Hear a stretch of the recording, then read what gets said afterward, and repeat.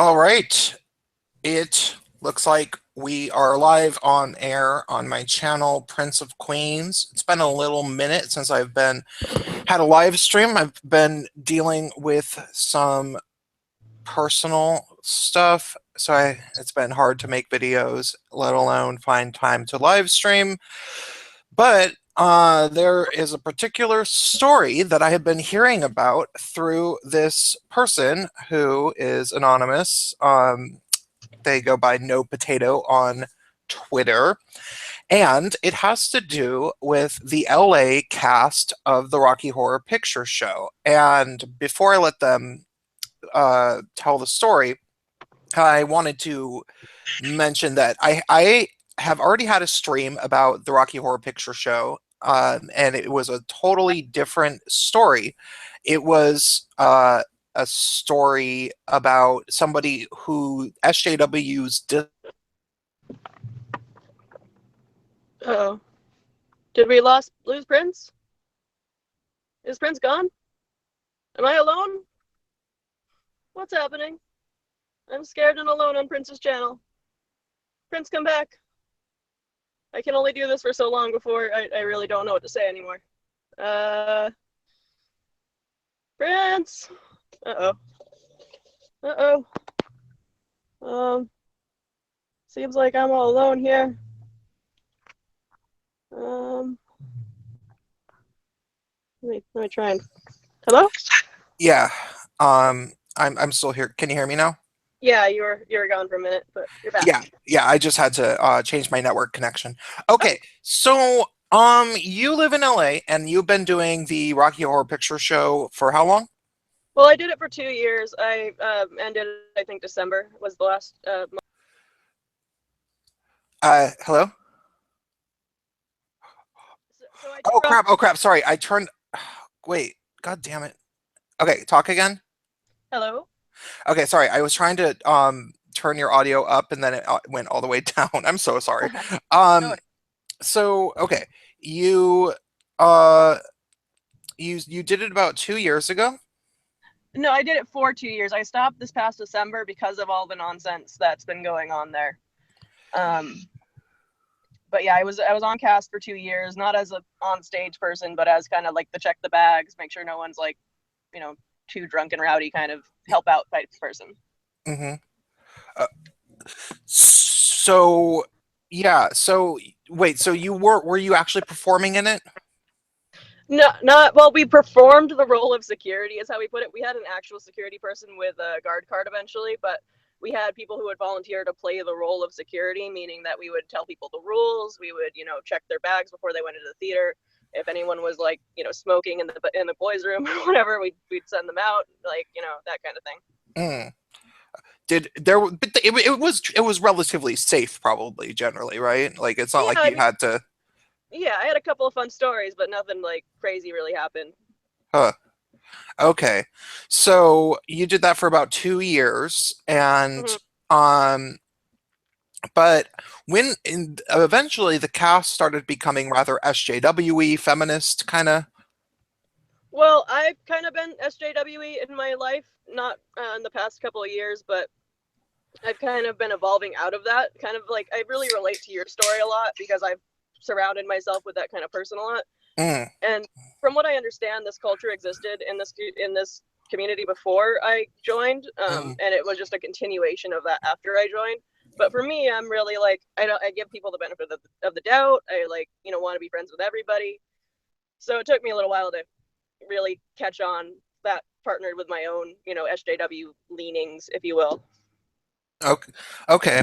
Well, and so then eventually after from what I remember, and I want you to tell me this story as if you're telling it, explaining to my audience, because I don't remember it that well, but I'm gonna try to walk everybody through it the best that I can. At a certain point, there started to be accusations that people were sexually assaulting members of the cast, were saying that other members of the cast sexually assaulted them or something like that. Well, it's my understanding that this problem existed before I joined. When I actually joined, the same girl who I later had problems with, like one of the first times I ever met her, described to me how an ex-cast member had raped her, and he wasn't on cast anymore. So this is a problem that existed before I came there. But I gave her the benefit of the doubt. I thought, why would she lie about that? The story sounded weird, and it was weird hearing it from someone I just met. But I'm socially awkward. She's probably socially awkward. Maybe she's just an overshare. So it's the problem that was there before me, but I didn't really like give it a whole lot of credence until I was actually in the middle of it. Hmm. Okay. Yeah, yeah, that makes sense. Um, so do you think that it's mostly just this one girl that has been doing this? I'm not really sure. I know that this one girl has accused several people of various things and talks about these kind of accusations very flippantly, like it's more gossipy than anything, in Uh-huh. my opinion. But I don't know about. I know that there's other people who have made accusations, and I know that it's something that's not just here in LA. I know that they would bring to us information from other casts about who had been called out as what, and they're not allowed at our show anymore without any evidence whatsoever. It's just that cast said this guy is out, so he's out. Hmm. So where does it begin? Like where does your story begin that when you first started suspecting that something was weird? Well, I guess the first it's hard because there's two parts to this. There's my personal life, which involves people from the show, and then there's the part that's only to do with the show and not so much with my personal life. When I first really suspected something was weird with the show, um, like specifically with the show, was when this girl came, forward saying that a guy had inappropriately touched her, and he was doing so not in a report it to security so we can address the situation, not in a talk to people about it, to try and talk to people about it, as it came out strictly as part of an attempt to get him removed from the cast. It was kind of slid into the middle. Mm. And when I confronted her about it, she was extremely defensive. She wouldn't concede that it wasn't sexual assault. What I found out was that what she was saying was inappropriate touching was 5 years ago. This person she was trying to get off cast had licked her back as part of a joke, like, ew, gross, you licked her back, or I licked your back, that kind of thing. Uh-huh. 5 fucking years ago. And when directly approached, she would not concede that that wasn't sexual assault. Huh. So what do you think her real problem with him was? Well, that person was a kind of an asshole. They played an asshole a lot. They played it up as an asshole, but I knew them as I had at first thought this person was an asshole as well, but then I actually got to know them, and he's actually a very decent guy, and he plays the part of an asshole at Rocky because that's what he's there to do, be an asshole. But she didn't like it. Her little, her very sensitive group of friends didn't like it. I've been told there's other stuff in the past that went on, like as far as him being more aggressively an asshole, but I don't know how much credence to give to that considering how they behave. Yeah, they're probably lying. um, there's a lot of people who think I'm the biggest asshole in the universe. And I mean, I can be a little bit of an asshole. I'm blunt, I'm, whatever. But at the same time, there's people who will be like, yeah, have you noticed that Prince is, he's like kind of, and they'll be like, yeah, kind of. And they're like, yeah, well, there's other things he's done that were so much worse. And but they won't really say what they were, Right. like, and yeah, it's a common thing. I know from personal experience that people will do that even just to me, and I've seen them do it to other people all the time. It's like you meet somebody and um somebody else is like, "Oh, do you know that that person is a horrible transphobe?" Mm-hmm. And it's like, "Oh, really?" And they're like, "Yeah, they said hateful stuff about trans people." And then you talk to them and they're like, "Oh, all I said was that I think that it's weird when trans men, like female to males, trans men call themselves gay men and act like they have the exact, like there's no difference between gay men and like trans men because it is a very different experience." And they're like, Right. "Oh, and people be like, "Oh, that's all you said?" And, yeah, that's all I said. And then this person's saying, "Oh no, they said hateful stuff," and it's Yeah. funny. And it's that vagueness, that framing it in a vague, well, it was really, really bad, but I can't tell you that. I'm not going to tell you the specifics of why it's so bad. That Yeah. allows them. to be as, malicious as they are. Like, this whole thing spiraled out of control based on that. Because Mhm. after she accused this Scott guy, she had also been like spreading rumors about my boyfriend having like forced himself on her. Uh-huh. And by forced himself on her, I mean forced her to make out with him. And I have read the text messages between her and her friend at the time where she tells her friend, I didn't know how to tell him I wasn't interested. I couldn't get away to tell him that I wanted to, I didn't want to do it. And when I and when they directly, the friend says, I don't know about this guy. She goes, no, he's a good guy. He just is kind of weird and doesn't take hints very well. Mm. And then later, the accusations that she's made are that he forced her to make out with him, held her down, and made her touch his dick. Oh. So things have changed quite a bit from the night it happened. Yeah, that's pretty crazy. Is this girl at all like, is she an enjoyable person to be around? Is she charismatic? Absolutely, she's very charismatic. She's also got quite a bit of money, and people really like her. So she's friends with the guy who's been on cast longer than anyone else. He's in his 40s and like still does Rocky, kind of only does Rocky. That's what his life's about. Uh-huh. And because her family has money, she helps him out like a lot. He's stayed at her house. He's borrowed money from her, like all this kind of stuff. And what I think happened here is my boyfriend got in a fight with this guy, like an argument kind of fight. And my boyfriend's kind of an asshole when he's upset. And I totally concede he was being an asshole. He was being a shithead, and started picked a fight, which he had reasons to, but he was still being a shithead. But because he picked a fight with this guy who's good friends with this girl, who she probably told the story of him, pushing her, or him not, her not knowing how to say no. And I assume what happened is because he was fighting with her, he went, you got to tell people about this. You've got to we're going to review him. We're going to get him kicked off cast, and you're going to be brave and tell them what happened here. And I think that's more what happened with that particular girl, because I think she is a nice person. I don't think she's a bad person. I think that she has a hard time saying no, is easily manipulated, and kind of confused. Okay, so this girl, she's not the one that made the she's not the one who made most of the accusations. No, she's not. No, okay. But is it are the accusations made by like various different people? Is that, or is it, or are they largely stemming from one person? I'm sorry. So the only two accusations that I was involved with at Rocky Horror were the one against my boyfriend and the one against the other guy, and they were both from that same girl. But one of those two, at least one of those two, I believe Jason was involved in. Uh-huh. That's why I say no. I believe Jason was more the perpetrator of that accusation than her herself.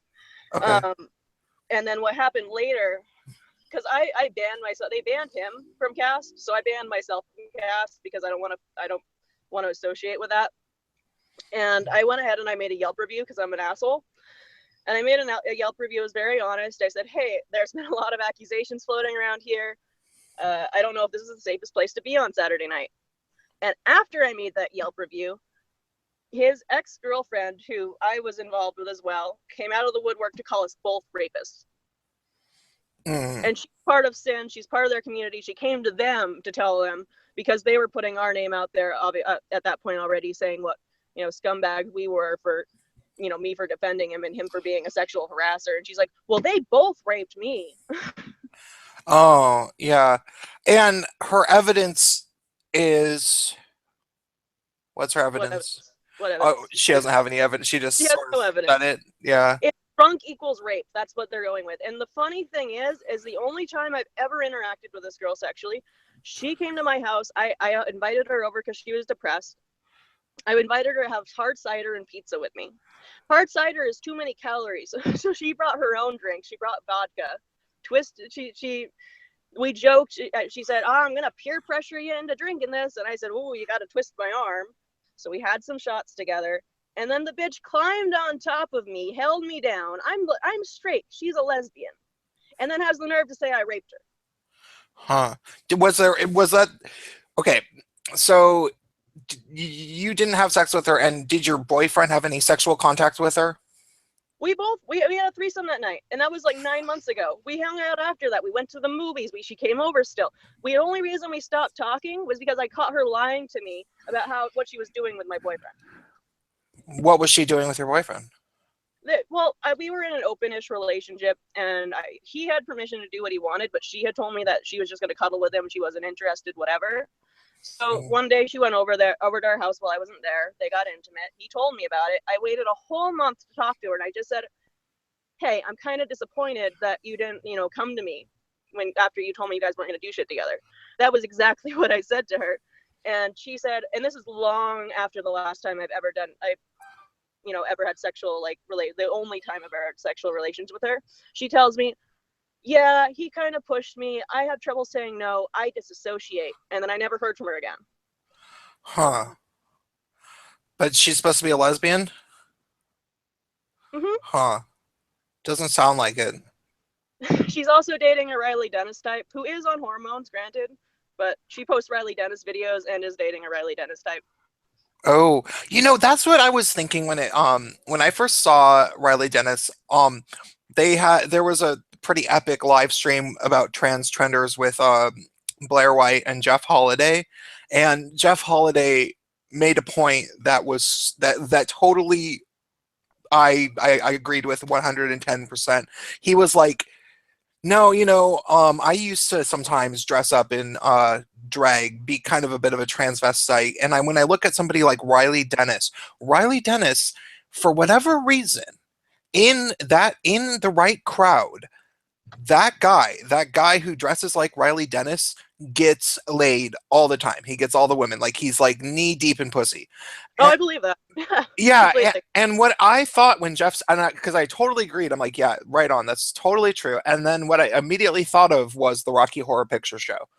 Hmm. That's what I thought of. I was like, yeah, because on the other stream I talked about, I went to the Rocky Horror Picture Show first when I was like 12, and I remember that sort of weird bisexual, very experimental sexual cross-dressing gender fuck blah blah blah blah blah, Hmm. in just kind of a fun playful way, not in a politicized way, though maybe it has become more politicized in certain Yeah. um At least out here. Uh, so we yeah. had pussy hats on, inauguration day or whatever. So, Hmm. that's what's going on. Anyway, but yeah, no, it's totally the place for that, and that's why I enjoy that crowd, like that scene, is because you get to be more free and open and silly about it, or you're supposed to be, but it's not really that way anymore, at least on at this particular show. Oh, Yeah. somebody named Cardinal Bree just gave me $5. Thank you. They say, "Hey Prince, this is my first super chat donation ever. What state do I live in? How crazy is it?" Oh, I live in Washington State, and it's pretty crazy. Yeah, it's pretty crazy around here. Um, People are very politically uninformed. They just don't even think about anything. They just assume. They always side with the girl. They always side Mm. with the who the mainstream media tells you that you're supposed to side with. Oh, here's a Yeah. good one. Oh, sorry, I don't mean to interrupt. No, it's fine. But a good one was when they did their whole banning of my boyfriend from the show. One person had the nerve to say to him, "Well, his Taylor has a history of being sensitive, so you should have known better than to make out with her." Mm. I mean, isn't that victim blaming right there? Yeah, yeah. It's. I mean, it's a weird. I You're don't. in the wrong place. Sorry, you got raped. It's your fault. You were in the wrong place. It seems like exactly the thing that they're saying, like, that is victim blaming, but then they turn victim blaming into me asking a question. When I ask a question of, why didn't you come to us sooner with this, I'm victim blaming. But when they say to him, "You should have known better than to make out with that girl. She has a history of being sensitive," that's not victim blaming. That's perfectly fine. Yeah, you should not engage. You shouldn't have engaged with that person, though. Of course, they're going to lie about you. Well, wouldn't it not matter then? Like, couldn't they just lie anyway? Yeah, I mean, it's so gross though that it's that normal that some people think that way. They don't even second guess that thought of, well, he just shouldn't have made out with her. He just should know better. it's the antithesis of what they're saying reality is, and it is what reality is. Yeah. No, people who can't lying is like the worst thing. Like if you know, there's times and places in which it's okay to like lie and it's probably for the best. But when lies are serious and then they just lead to further lies, I don't know about the pathology of pathological liars. I should really read about how it works. But there's people, it's like I like to think that most people at do lie at some point in their lives. You know, like when you're a kid, you realize you can lie. You can just not tell the truth. And then eventually you get caught enough times and you realize it's a bad idea, you know? Mhm. But some people apparently just never really grow out of that and they just keep lying and then lying about the lies and then lying again and then lying again. And it's like, Well, they what the back hell? themselves into a corner, and then all they can do is lie. They make their life entirely revolve around keeping the lies going. Yeah, it's pretty awful. Um, so yeah. So the person is supposedly going to potentially actually press charges against you, or have they been dropped? I'm not sure. I haven't heard anything from the police, so I'm thinking that maybe they just were trying to scare me, which worked because I have a bunch of people putting my name on Facebook saying I'm a rapist. I have a bunch of people saying have fun in prison. I had the girl who accused me of rape texted me. I haven't talked to her in months. She texted me that night that I found out that she was calling me a rapist, saying have fun in prison, bitch. Then yeah, Can I ask how she's old a you are? peach. I'm 27. 27. Okay. I can't believe what day and age, like, people are so fucking crazy in this day and age. Like, they weren't, Mm-hmm. we had social media in, 2010, and everybody that I knew was all on it all the time. And people weren't crazy in this way. Like, we were cool with each other. We had like good community, and, there was people who didn't really like each other, but it wasn't like this level of just constant, like, no one was accusing each other of rape randomly, that it was definitely probably not true, and using it as a way of like cyberbullying people that they were actually friends with at some point. Like, that was not. I'm trying to remember, did anything, well, maybe things like that did happen a little bit and I just never really knew that it was lies. I don't know. I'm It's the most effective tool they have to actually so once they get caught and put in the corner with their lies, the last resort they have is to accuse you of an actual crime and hope that that no one will take you seriously after that, because they're still, it's all about protecting the lies, the web of lies that they've built that is their life. If that goes away, they don't know who they are anymore. yeah. Yeah, absolutely. And it's definitely true. People, I was, I was thinking about this in general, just in regards to feminists. Um, Feminists lie constantly, like they really obviously do. Like, and um, I was thinking about, is that just because the entire ideology is a lie? Like, patriarchy theory is this idea where instead of the truth, which is that men do everything they can to make women happy for the most part, or at least they're supposed to. Society sets, it's sort of set up that way. Um, Instead of that actual reality, feminists decide that men are doing everything they can to fuck women over. And that's just not true. And so in order to like believe that, you have to start lying to yourself. And so Mm-hmm. once you base your entire worldview around something that's pretty obviously untrue, what's to stop you from just keeping lying to yourself and to others? And that's what I think is sort of the fundamental motivation behind the feminist liar, if that makes sense. No, it totally makes sense. And, I think that some of it, I believe that all of this was, the road to hell is paved with good intentions. But, like, I think a lot of it comes from people wanting to feel smarter than they are. And they hear this, like, bits of, like, stuff that has to do with sociology, right?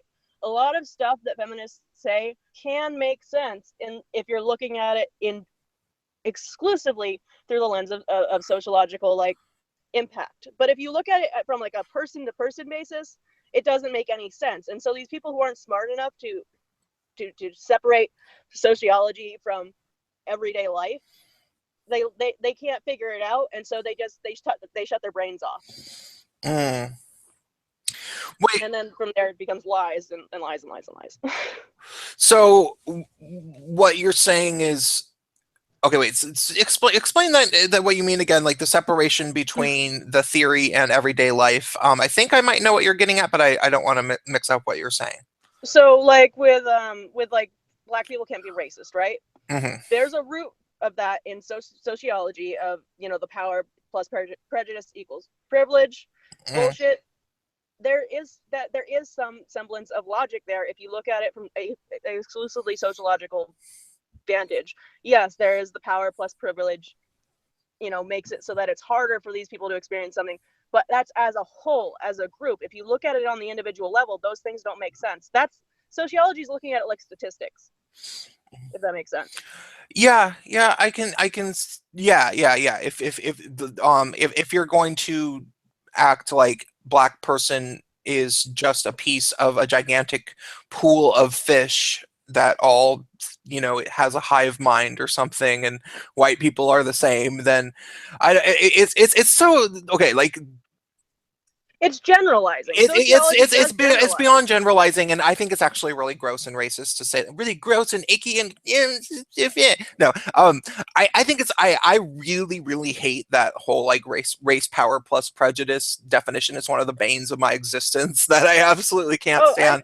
I'm the same. I'm the same way. I feel like I can see how the conversation started in a sociological like classroom setting of talking about, well, the majority statistically are like this, and then it's like that, and this is what you get. But when you Yeah, look exclusively at the broad strokes, which is fine and fair to do in that setting, but once you start looking at the broad strokes and trying to apply them to like the minutia of the individual person, yeah, it's wrong. It's yeah. absolutely wrong. Well, what's worse about it also is that are they they they say that the individual black person has no individual agency in terms of their decision making. Like they don't even have enough power to be in control of their own mind. Right. Like is what they're basically saying. It's like, oh no, a black person can't be racist to white people because they're oppressed. Therefore, they're just stupid animals that are naturally going to hate white people. Or it's like that's Mm-hmm. basically the logic, as much as I can deduct, because I've been hearing about this definition since the 90s, Dude, and I got called a I've always wanted to like figure out how, like, what would be the best argument for this fake definition, and there's never been one. It's always just basically been like, black people should hate white people because white people suck and black people are oppressed, and you know therefore black people don't have the option of not hating white people according to them. That's like the only thing. And well. uh but what's more offensive is that white people do have, it's either some of them will say that all white people are racist because they Mm-hmm. benefit from, but some people will say that a white person can choose to be racist or not, and it's like white people therefore have more intellect and agency, and like, and it's just such a racist thing to say. Okay, blah. So, so see, the way that I'm looking at it is I work in e-commerce, and in e-commerce, like big data is a big thing. Like you collect information and then you try and look at it, find patterns in it. And I see sociology as kind of doing the same thing, but with just society, of looking at the big data, the big numbers, and just trying to make some sense out of it. And I think that it's well intended. They're looking at, what the general things are, and then that feeds into people being racist pieces of shit because it's encouraging them to think generally, but then they can't hold themselves in a place where they're thinking generally and realizing that that generalization doesn't apply to every person in the world. Mm. Yeah, sure. um so okay, sorry. No worries. um Trust me, I've been called a Mayo demon at this and told that I will never understand racism because I'm white. I understand. I'm totally with you. yeah. I'm completely 100% with you. I'm just trying to think through where these things came from because I do believe I don't think anyone was sitting there going, we're gonna take over, in a feminist, sewing circle or something. I think that a I, lot of it started with good intentions. yeah, I'm not entirely sure. I really, really, really wonder who, I mean, because it's just so obviously false. You Well, know, like you I split into two groups. You have the group that's just generally stupid, and then you have the group that became career activists. And the career activists, like Anita, are the really bad people. The ones who continue these lies, who make fake statistics, or make use super general or questionnaires to like basically get the results that they want, so that they say, look, this is the result, now give us more money, because obviously we need more money to do the thing, because we didn't word this in a leading way at all. you know yeah, so you have your well-intended idiot, and then you have your money hungry asshole. I think that the person who came up with the fake definition of racism and sexism, I feel like, well, it's hard to know, it's hard to really trace the root of it. People, a number of people have said it was a white woman who came up with it. I am not sure if I've ever known exactly when that fake definition of racism was invented, but I want to know how it was. And it's easy to think of it in terms of like, if it was just a deeply, deeply vindictive, racist black activist, that would make sense. Like if it was someone who just really, really, really hated white people and really thought that, that our government is a white supremacy and that therefore we should overthrow it, then in that person's mind, it would seem logical to say that you can't be racist against white people because racism is generally thought of to be something that's bad, and they would just they're so wholeheartedly racist that they would be committed to that, so much so that they would try to even change the definition of the word. The you thing know is that definition, even if it was spawned out of hatred and evil, there are still those well-intended idiots that pick it up, who are just well-intended idiots. And the reason why I make the assertion that I do, that there's a separation between a socialism, understanding of these things, and the individual understanding of these things, is because that's the only argument I've ever used that actually worked. I actually had someone who was dead set, power plus privilege equals prejudice, or whatever, and told them this, look, if you separate it out, it doesn't make sense, and they actually listen to me. So I promote that as an explanation, because it's worked to help get people to understand in the past that they're being shitty to each other. yeah, it's good to see people halfway, um a little bit. It's I don't know, it's mind-blowing though to me, like the way that so many people are like, it's like I it's really hard for me in my head to believe that people truly believe in that definition, because it's just so obviously untrue. It's like, where did it ever become acceptable to just go ahead and change word definitions I don't blatantly? think that they I don't think that a lot of people actually believe it. I think some people believe it for sure, but I think there are a lot of people who don't necessarily believe it, but feel such pressure from the people in their world to believe it that they just turn their brains off. I think that's what happened with Lacey Green. I Mm, mean, she was surrounded by people who were pushing her to continue this narrative, because it's who she is. It's who she is in their group, and if she's not that, who is she, and do they even want her? You mhm. know? And so because of those social pressures, I think people just turn their brains off, because they don't want to have the herd turn on them.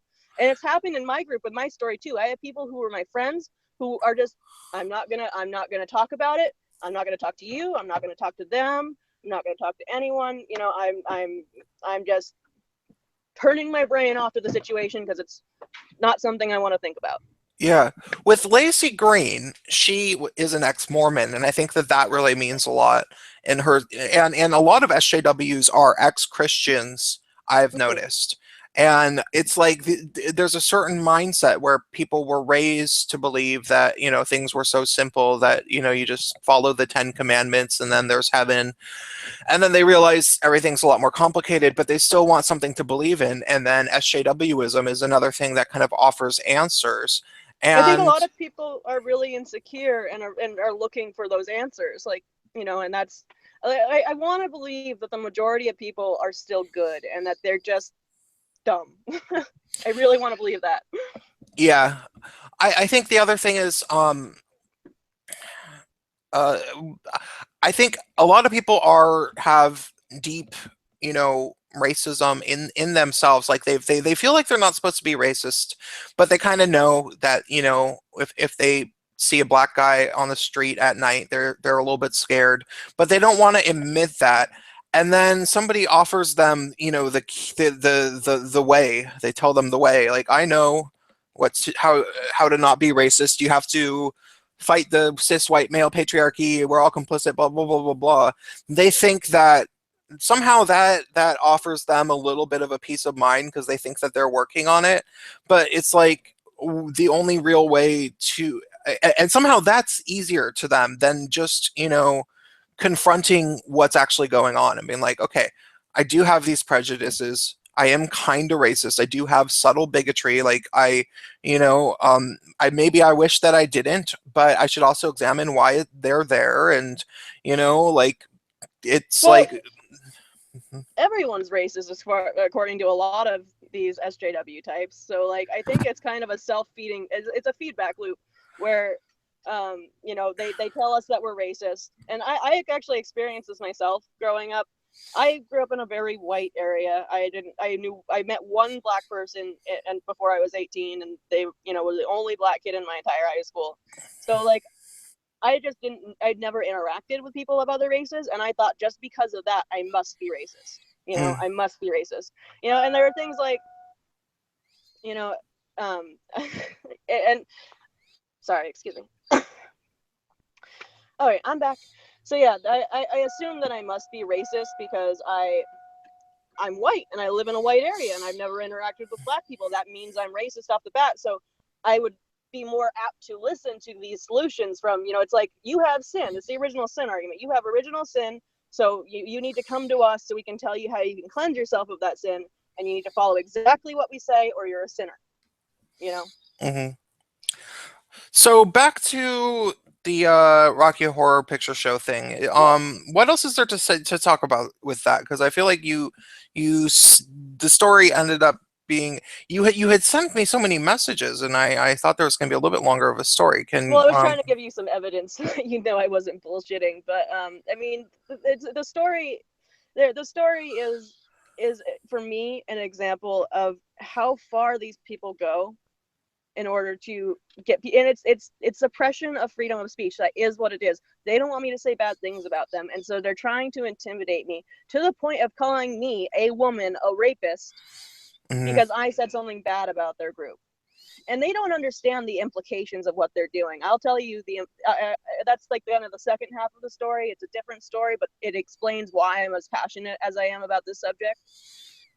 I knew a guy who spent 3 years in jail waiting for a trial. There were a bunch of people involved in his case. There was he had the least, the most minimal charges of anyone there, but they wouldn't try the cases separately. So for 3 years, every month they'd go to court, say, oh, we're missing paperwork. Oh, someone didn't show up. Go back to jail. He couldn't afford bail, so he was stuck in jail for 3 years. He would tell me he could hear men being raped at night, and no one did anything about it. And he was stuck there for 3 years. The accusation against him was recanted in the first year of him being in jail, but the state carried it forward. 3 years in jail. He finally, after 3 years, buckled and took a plea deal. Mhm. He's supposed to get out of jail in 2 months. And then in 2 months, they retry him as a danger to the public, which is a different trial, so it's not double jeopardy, and put him in a mental institution for 15 years. Mhm. If you don't have resources, that's what can happen to you because of these accusations. And these people are making accusation after accusation, doubling down, escalating from inappropriate touching to force me to make out to force me to touch his genitals to they raped me. Mhm. And they have no idea what the game they're playing is. To them, this is like playground shit. To them, this is like, petty high school drama that they never grew out of, but it's not. This is the real world, and there are real consequences for the shit that you do and say. Yeah. Yeah.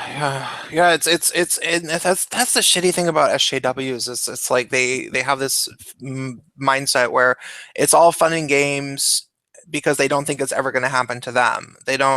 they don't think that they're going to be the one that's being called the rapist or the racist or the misogynist or whatever. Mhm. Like I've had crazy shit that's been said about me, and it was due to, okay, so the thing that happened to me that set everybody off, and this was recent, that and granted, I had been a shitlord for a while, and people had called me a racist and blah blah blah, but it wasn't actually like a serious type of thing where people like organized about it. They just sort of casually would say that as a way to dismiss me on Facebook if I was in an argument. um but they um there was this trans guy who kept threatening to fight people, and his picture was himself with his shirt off with his dukes up like he was, like a tough guy or something. And he had threatened me. Like, I didn't know him, and it was seriously like I was talking to some girl that I knew, and I had a disagreement with her. It was, this was during the election, and so I was like, probably talking about feminism and Hillary Clinton or something. She was probably talking about Bernie Bros or some shit like that. And I was like, just talking to her, and this guy was like, "Who the fuck is this guy?" No, no, no. And I'm like, I don't even remember saying anything to him, but I said maybe like one thing to him, being like, "Dude, I'm trying to talk about something I know about. I know a lot about this." And he was like, "Yeah, do you want to fucking say that to my fucking face, motherfucker," or some shit like that. And I was like, Mhm. um, and so I went and I looked through his pictures, and I was like, oh, this is pretty obviously a trans guy. He doesn't look very big. I'm guessing, and this is just what went through my head. I was like, okay, I don't think that this person has a very good understanding of what it's like to actually get in a fight. Probably. I think that this is a trans guy who might be taking too much testosterone, so he gets worked up, and he's probably never been in a real fight, so he doesn't understand that he shouldn't pick fights over the internet with strangers that like, I didn't have a real picture, but I'm like, I'm over like 6 feet and I'm big, like, and I could whoop this guy's ass like really Mhm. easily. So I just told him, I was like, you need to sit yourself down and not threaten people that you don't know. I'm not scared of you. That's all I Mhm. said, right?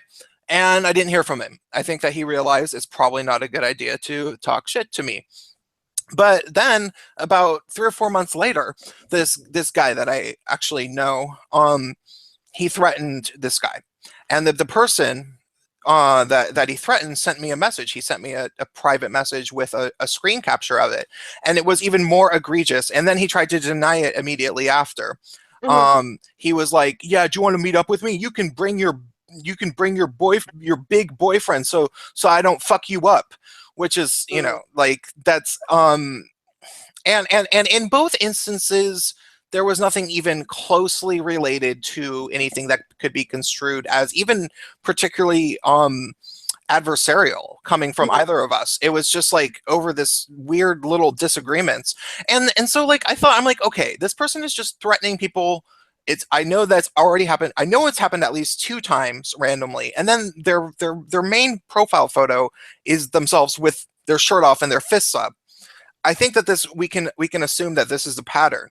So I took a picture of them, and I was like, I posted on my timeline. I was like, yep, these people, this person keeps threatening people, keeps saying that he wants to meet up with someone. Does anyone want to meet up with him and give him a lesson on being a grown ass man? Because he seems to Mhm. want it, you know. Um, that was basically what I said. I did not say attack this person. I did not say beat this person up. Oh, and I said, yeah, I think that this is someone who's on too much testosterone and who's never been socked in the jaw. And if they maybe did get socked in the jaw, they'd probably stop. And apparently he wants to, because he keeps talking about a fight. And so I said, like, you can maybe send him a message, see if he wants to meet up with you. That was it. It wasn't like I was saying attack this Mhm. person. People made it out. They just started lying about what happened. It was Mhm. like they were saying that Right. If you take them, it I is. They was take them telling out. people to attack him, and that he had never threatened anybody, and that it was all me. And and they and somebody like apparently made a private group about like Huge. me about how awful I am. And it's just like, okay, they just kept doubling down on these lies. It was like Hmm. it was so amazing. It was like, why do you think that this is okay? And the conclusion that I came to, which is simply that this person, this trans guy, I think he got scared. Hmm. I think he got really scared that like I was actually that maybe someday I'd run into him at a party and I'd be like, "Yep, what's up now, motherfucker? Like, yeah, you want to say it to my face? You were talking." And so he decided to go on a crusade of trying to socially sabotage me because he was scared that if he didn't, he might actually end up running into me. You know? Right. I see so many parallels between that and the situation, and I see that so many parallels in all these SJW situations. And that it starts out with someone who's insecure, confused, and just kind of like bopping along with whatever that feels right in the moment, trying to fit in to whatever they think they're supposed to fit into, so that people around them will like them. And then once they get, once they're in there, they make a little cocoon out of the lies that everyone around them accepts. They're all in this cocoon together. And then when they actually get confronted, they get afraid because, well, now you're trying to tear my web of lies down. It's not just my web of lies. It's not just me and my identity, but it's also my identity and my community. You're trying to take away everything in my world. And so they'll double down and double down and double down and keep making, like, we have a Facebook group. I'm not sure, I've been told that there's a Facebook group against, like, hate group against us, trying to, like, Mm. get, I don't know who, but apparently there's a third and fourth accusation floating around now, like, and it's just they continuously double down and protects the lies at all costs because that's their whole life. Hmm. Yeah, absolutely. I mean, it's so weird too, the way, okay, you're 27, so you're not quite old enough to have an experience of like, well, maybe you are a little bit, but like when there's always entire like weird cultural narratives that end up being, overstated, uh overdrawn pictures that are, Mm-hmm. a lot of it are flaws. Like, Christianity would be a good example. Like there's people that were probably evangelical Christians, like they grew up in some sort of small evangelical town where everybody told them that they couldn't, watch MTV in the late 90s because it was satanic and blah blah blah. Mm-hmm. And then eventually they realized that that wasn't true. However, there's people who still believe those lies from the 90s, Mm-hmm. and it's what's what you know we want to think, like, when you tear yourself away, you're like, okay, my mom was wacky, she wouldn't let me watch, MTV because it was supposedly satanic. Then I tore myself away, and everybody else that I know, same thing happened to them. They're, but and we want to, and then maybe your mom gets over it, decades later. But and we want to think that everybody gets over it. We want to think that everybody sort of sees the light, but there's people who don't. Mm-hmm. And last decade I made a video about this. Did you watch my video about Burning Man? About I might have. I watched a lot of your videos though. I don't quite remember that one. Okay, thanks. So it was about troll, the word troll, and Mm-hmm. how Burning Man culture last decade, especially around 2000, the early 2000s, by the late 2000s it wasn't as bad. um but in the early to mid 2000s, Burning Man was basically this like weird cult religion thing where they had like these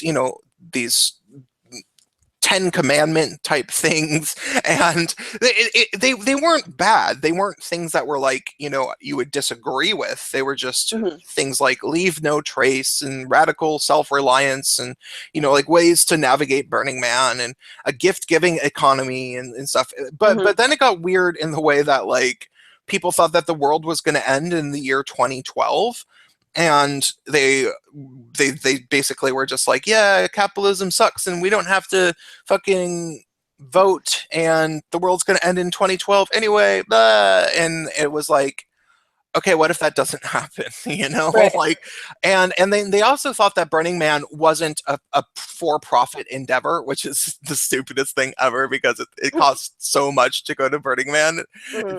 It's like probably like $500 now to buy a ticket. So, you know, it's like, um, and so they had this idea that it was this like, you know, we go to Burning Man and you're part of the new people because the world's going to end in the year 2012 and Hmm.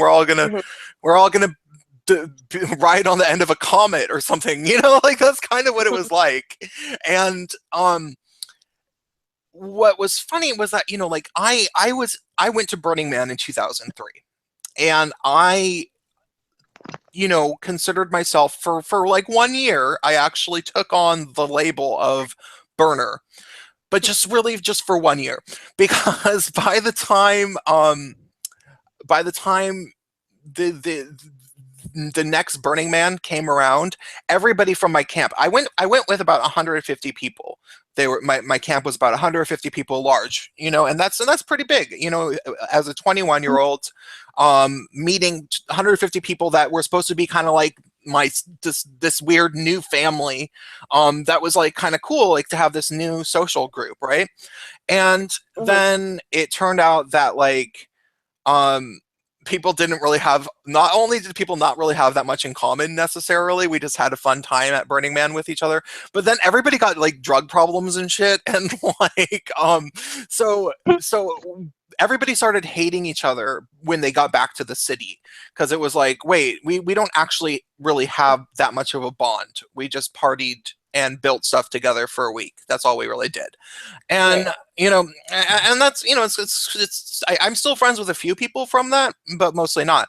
However, after that, after I saw the destruction of what happens with Burning Man, like all these people kind of get their hopes up and they think that they, you know, have this like really romanticized version of, but then ultimately it's just a drugged out festival. It really is, you know. Yeah. And like I know people can go to Burning Man and have fun with it and have responsible lives, and there's people that go there and don't do drugs and blah blah blah, but they are the exceptions to the rules. Hmm. And it's mostly just a drugged out festival that if people get into it, they end up with drug problems and a broken life. That's generally what happens. So I got over it. And now, granted, I'm not going to say that I've been a squeaky clean person in terms of, you know, being super together in my life, but I got over the Burning Man thing, and I stopped believing that it was anything noble or holy. But what I didn't realize, and I got and I mostly got a new group of friends and people who like weren't into Burning Man. But what I didn't realize is that there are people who never they never wisened up to the lie of it. Like they kept going to Burning Man. They kept thinking that Burning Man was life. That was life to them, and they never stopped believing in the year 2012 thing, and some of them still believe that the world really did end and now we're just living in a simulation and stuff. Wow. And it's like, whoa, oh my god. And so what I have to wonder about the social justice warriors is that it's like it's easy for people like us to think, oh, everyone's going to get over it, like we're all, and so many people are, you know, as a whole people are getting over it. But at the same time, there's going to be these people that are like true believers, Hmm. and they really do think that the entire world is a bunch of fucking rapists and racists and like, you know, that kind of shit. I think And it's people who really just don't have good direction in their life. Like the human mind, we live in a very complex world, and the human mind strives to simplify it all at all costs. mhm. And so, for people who have no direction, no idea what they're doing in their life, if they can latch on to something that can become their life, then they'll invest everything into it because they're lost otherwise, you know. And I think we've raised a generation of people who are fairly lost. Yeah. um Sorry, hey, could you talk for a minute? I have to respond to a text. It's important. Okay, sure, no problem. No, I think that you're right though about the SJWs being lost, but yeah, talk about something. Something. I'll talk. Hey, Princess Crowd. I can't see the chat right now, but I love you guys. Thank you for being here, and thank you for people who watch this later because, like, it is really important to me that we talk about this. I know that we talk about it on YouTube here somewhat, but it all ties together. It's really important that we stop letting them shut down the conversation about when these allegations aren't true, because they say, and they're saying to me now, and they've been saying all along, that because of us, because we question it, we're making it harder for people have who actually have gone through it. And it's not the case. The ones who are making it harder for people who have actually gone through it are the people making the false allegations. It's because of them that when someone actually comes forward, there is question, because these other people come through and they lie and they get away with it. And the more they get away with it, the more we make it acceptable for them to lie, and that just, the person suffers the consequences. The more they're going to do it, the harder it's going to be to believe people when they come forward. They're making the bed that they don't want to lie in. And if you care about that, if you care about rape victims who are actual rape victims being taken seriously, if you care about people who have been sexually assaulted being taken seriously, people who have actually suffered these things, we need to start having these conversations. And it's not to hurt the person. It's not to hurt the person who's accusing. It's not the person who has potentially been a victim. It's because anyone, whoever is subject to a crime against them, needs to give information about the crime so that it can be verified, so that we can stand behind them and say, yes, you're right, that person is bad. And sometimes it's not going to work out on the accuser's end, and sometimes it's not going to work out on the accused end. But right now, we're making it blanket acceptable to accuse, with merit, without merit. Absolutely. Yeah, yeah. I've people in general, SJWs and even anti-SJWs and hardcore conservatives or libertarians or whatever. A lot of people want to. SJWs obviously want some way to end rape. They think that that's possible, and it's like, no, it's like, yeah, like, uh, what's a better? What I try to tell people is, it's like, they're like, well, what do you think? What do you think should be done if we shouldn't just listen and believe rape allegations? Well, what should we do? And I'm like, I don't know. You're asking me how to end rape. That's kind of like asking me how to stop alcoholism. Like, we know that prohibition didn't work. That's all I'm saying. Like, we know that this listen and believe witch hunt allegation nonsense, where, like, anybody can be accused by anybody, and they're clearly aware that that that the allegation is almost enough by itself to ruin somebody, and they're trying to extend the definitions of these allegations, um, to include, females raping females and gay men supposedly sexually assaulting women, and it's like, okay, we know that there has to be some power grabbing going on here if that's what they're General, starting. generalized, oh, sorry about that. Generalized solutions are very attractive for the same reasons that communism is attractive. It Yeah. seems like an easy answer, but when you're dealing with an individual problem and trying to apply a general solution to it, it is never ever going to work. And I thought we had learned that at some point, but we haven't. I don't know if we ever will. Hmm. Yeah, I think everybody has to kind of learn it for themselves. Melissa Carly said, I love you, Princey. Now shut up and take my money. And she gave me $10. Thank you. Aw. Thank you very much, Melissa. She is cool. She's been on my streams before. So yeah, it's funny when they say they want some sort of universal solution, and they're like, and it's so hard to talk to them and without getting like extremely frustrated. Mhm. Like, I've been I everybody used to kind of admire me for being, super patient. Which, I mean, granted, I make myself sound a little bit more patient on YouTube the way I talk about my arguments. If you actually saw them, you'd be like, "Oh, Prince is kind of a dick," like, But like, I, it's really hard when you know. I have a friend that this is not related to rape, but I had a friend who I stopped considering him a friend just because he didn't treat me very well on Facebook. So we would I got through to him about how feminism is fucked up. Like, Mhm. I made it clear that intersectional feminism is a lie, because he had somehow brought up intersectional feminism on his timeline, and I said, you know that intersectional feminism is bullshit, right? And he was like, why? That's not. And I was like, well, because it doesn't actually. Okay, first of all, it's not helpful to try to, categorize the world by based on sweeping generalizations about people's immutable traits. Like, that's already kind of bigoted. But more than that, it tries to say that women always have it worse than men, and that they get some sort of +1 in oppression points, and men get a -1 for privilege points just for being men, even though if you actually look into the numbers, there's so many situations in which it's worse to be a male, especially if you're going to take the intersectional approach and look at, gay men or black men who suffer so much compared to their female counterparts in so many instances. So I said all of that stuff to him, and he was like, "Oh yeah, you're right." And he looked at but he still considered himself a feminist, and like, he's a straight guy with a bunch of hippie ass type female friends, and he's kind of feminine. So it's like, okay, I can see how you'd still want to say that you're a feminist. Is probably the best for your social sphere. Then it got to the point where I was telling him that, yeah, I'm an MRA. I am a men's rights advocate. I do advocate for male specific issues. This is something that I talk about a lot. I had the same Um, problem. I had the same thing happen with. Go ahead. Sorry.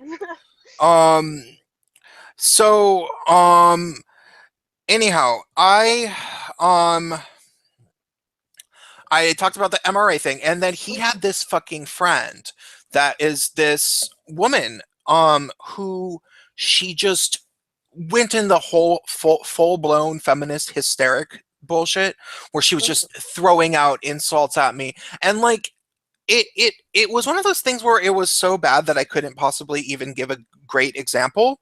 Mhm. Like, she was just saying like, "Oh, you just hate women. Yeah, I bet you, blah blah blah blah." And because I get it so much on Mhm. Facebook, in with my SJW social sphere. If I ever start speaking about male issues, then within 3 posts, there's some woman that's like, "Oh, I bet he thinks vaginas are disgusting. I bet he has mommy issues. I bet blah blah blah blah." And it's just like, oh my god, like, they're like, "I bet he's a Milo Yiannopoulos fan. There's so many gay misogynists these days. He's a poster boy for gay misogyny." And all I did was talk about male suicide. Mhm. And it's like, uh, and, and and and so this woman did that kind of thing to me, and you know I was really trying to ignore it because I was trying to talk to my friend. Like, I was trying to ignore her, and she was like, "He's just a troll anyway. He's just trolling and blah blah blah blah blah." And I'm like, "Okay, could you shut up? Like, I'm not even talking to you." And she's like, "See, he's being hostile to me and he's bullying me." Blah blah blah blah blah. And then at one point, she even went so far as to say, and this is the one thing that I really remember, which was that she said, "I bet if you were picking on blacks, or if you were picking on gays, you wouldn't be able to get away with it. But since you're just picking on feminists and we're just women, then you can just get away with it." And it was like, I'm gay. You know what I mean? And it was Mhm. like, okay, that was the point where she had, shown herself to be a lunatic, Yep. because it very obviously didn't have to do with anything that I said, and that could be plainly evident to anybody observing.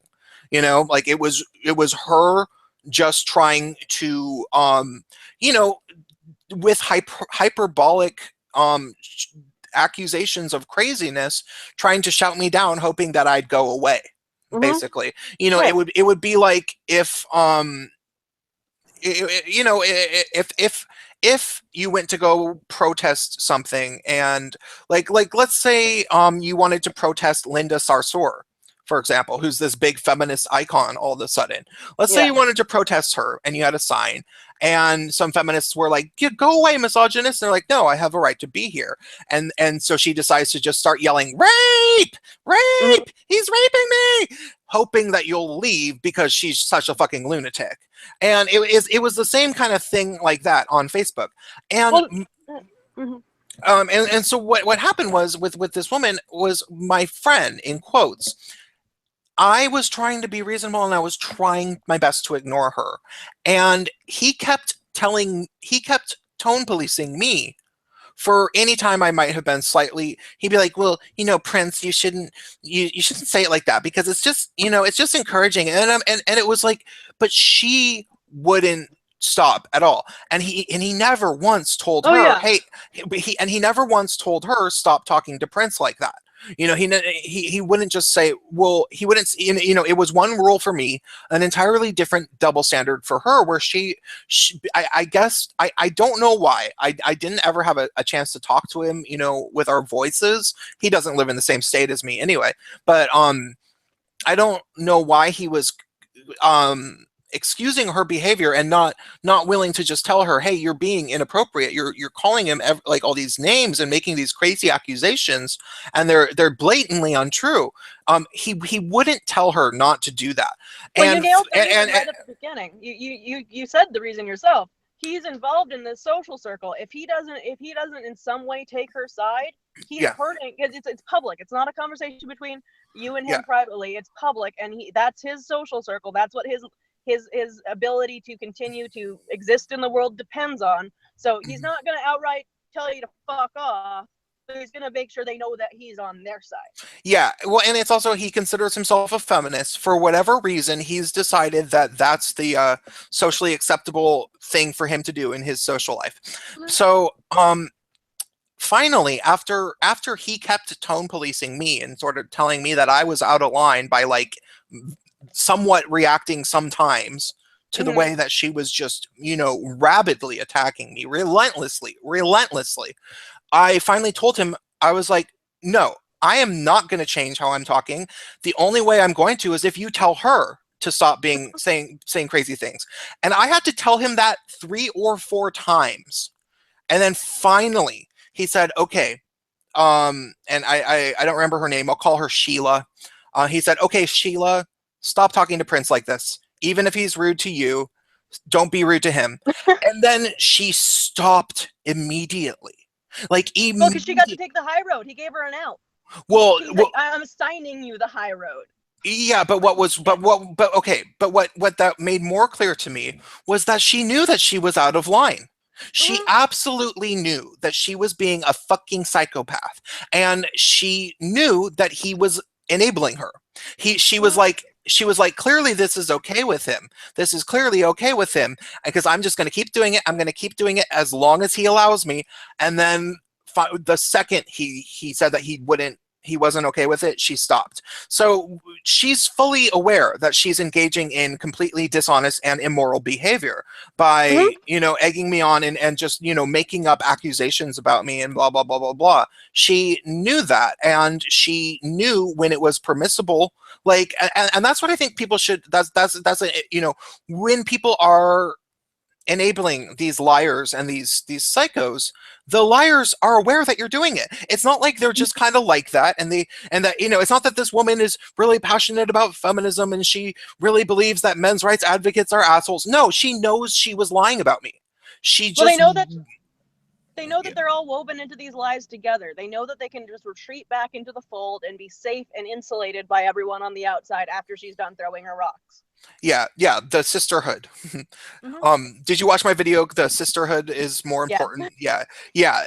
And it's really how they work. Like, they know that they're lying. And so after that guy did that, I no longer considered him a friend. It was like, no, because you can't treat me with that double standard. That's a really shitty thing. And this is why I brought this up. I'm talking about, I brought it up because I don't have much patience for these people anymore. Um, he I didn't talk to him very much after that. I kind of didn't consider him a friend because of the double standard, and the way he acted, like he was unwilling to see my perspective, even though I was just so blatantly in the right in that instance. Like, I was trying to talk about very specific things about men's rights. Like, I was citing numbers, I was linking things, and she was just saying that I was a man baby with mommy issues that probably hates gays and blacks too.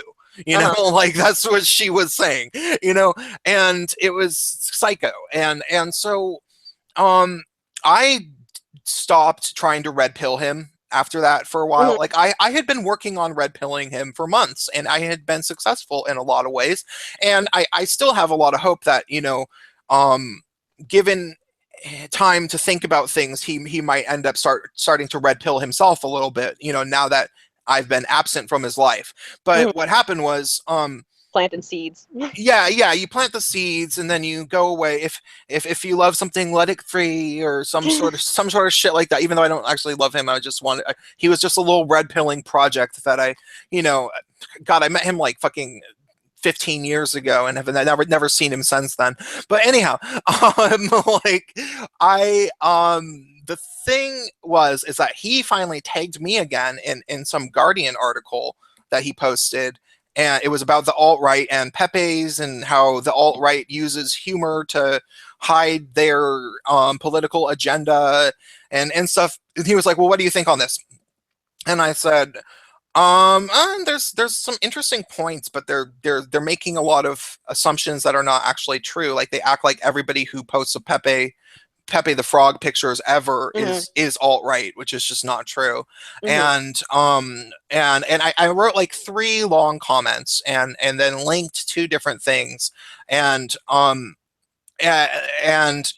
was very insightful, and a number of his friends um said that they thought my comments were good. And so he was like, oh, thanks for the responses, those are well thought out. And he was very reasonable.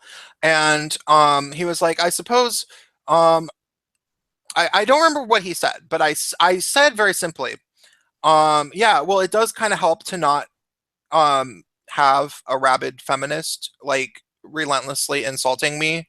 I will, I'm more than capable of having a civil, rational discussion.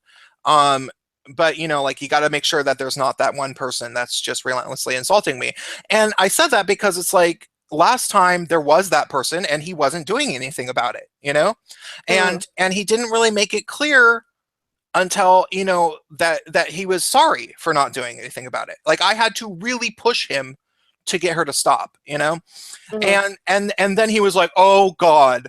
And he got mad at me for bringing that up, and he was like, oh, I thought we were doing so well and now you have to bring that up. And I'm like, well, Yeah. and I'm like, dude, no, like I think now is the time where you're supposed to be apologizing and saying, hey, Prince, you're reasonable, and yeah, I was not doing holding up to my end of facilitating a reasonable discussion because I was allowing somebody to be unreasonable at you and get away with it. And and and somehow we ended up arguing, and I was like, look, I'm saying that, there's these people that are willing to make these outlandish, crazy accusations and, call me a white nationalist because of the fact that I'm a men's rights advocate. And these Mhm. things are absolutely inextricably, um, are not inextricably linked. In fact, serious men's rights advocates and activists that are taken seriously are almost unanimously not white nationalists. They don't want anything to do with any sort of, racial identitarianism because it gets in the way of their men's rights advocacy. And also Mhm. because men's rights issues affect racial minorities. They don't only affect white men. Mhm. And so I tried to explain myself, and he was like, well, yeah, but like you've posted some things that seem pretty Islamophobic. So like I can see why Oh, some people would think that you're a white nationalist. And I was like, "Oh my fucking God, you're a fucking yeah. idiot. I'm over it. Uh, I'm over it."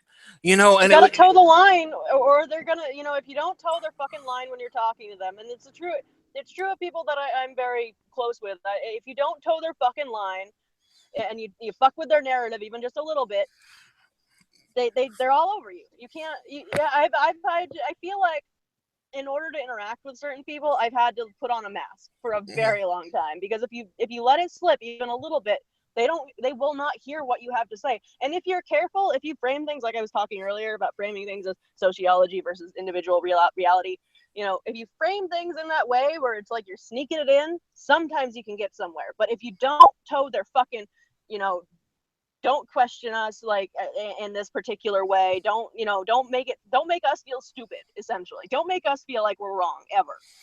If you ever make them feel like they're wrong, it's over. They won't hear anything else you have to say. yeah, but it's getting to the point where it's like it's exhausting to try to be neutral, because it's like I can like red pill someone for Mhm. months, but I do need to try to keep certain SJWs in my social sphere so that I can, get material from them. Because yeah, I think that personally one of the things I thrive with in terms of my YouTube channel is describing interactions and conversations and debates is Mhm. sort of so yeah, it's hard dealing with these people that have this entire web of lies based around it, is what I was saying. So yeah, Well, this has been really fun. I do have to. I'm sorry. I know that you're the guy, and you should be calling the shots. But I do no, kind of have to run here pretty soon. no, that's I was thinking of calling it pretty soon because yeah, I have some stuff to do. Cool. Well, thank you so much for having me on this channel. Like, you're amazing. I really enjoyed talking to you, and I'm sorry that I pester you so much in the DMs, but No, you're it's a great it's it's person. it's fine. I'll be saving this because I don't think that there's anything that was said that people don't shouldn't want to listen to. Yep. And thanks for coming on, and thanks for the compliments. Good luck with everything. Okay. Thank you. I appreciate it. Okay. Bye. Bye, everyone. Oh, I didn't hit the button.